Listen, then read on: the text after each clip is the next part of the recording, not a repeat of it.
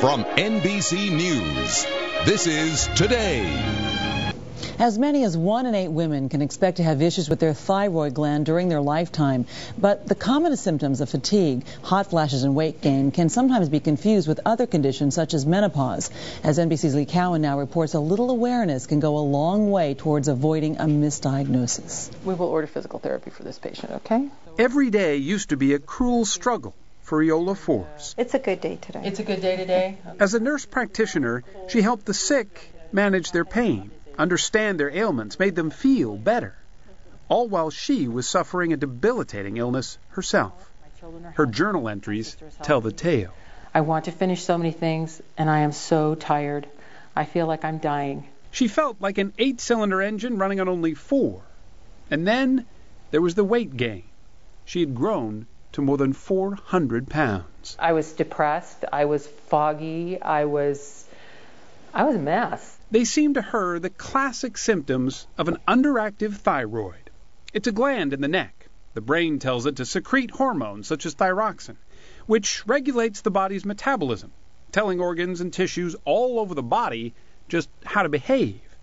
Problem was, the most common blood test to detect thyroid disease, called a TSH, showed nothing wrong with Iola.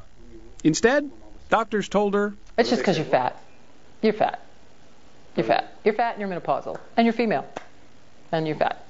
And we see it over and over and over, and it's crazy. Dr. Kent Holtorf says thyroid disease is often misdiagnosed, in part because he says the standard test only catches about 20% of thyroid disorders. There are some people that TSH is reliable if you're totally healthy, not stressed, but what percent of the population is that?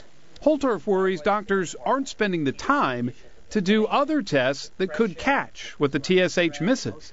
Endocrinologists agree that thyroid disorders can be missed, but bad-mouthing the gold standard for thyroid screening is a controversial idea. We in the endocrinology field feel that we have very sensitive tests in order to be able to diagnose thyroid problems. Even though Iola's TSH showed nothing wrong, Dr. Holtorf says the other tests showed there was a problem and decided to treat her with hormone replacement therapy. And she says it worked. Do you feel better, though, right off, like within a couple? Within 2 weeks. Within 2 weeks, I was like going, I'm on the right path. Some doctors accuse Holtorf of practicing fringe medicine and say any success is largely due to more of a placebo effect than anything else. But if it makes people feel healthier, so be it. For what he's doing, I don't think there's a real scientific basis for it, but what he's doing is laying on hands, and maybe people are getting better, right? Nothing wrong with that. Iola says it was her awareness of thyroid disease that got her on the path to recovery. Sometimes the smallest parts of the body are where the biggest challenges lie. It's really good. For Today, Lee Cowan, NBC News, Los Angeles.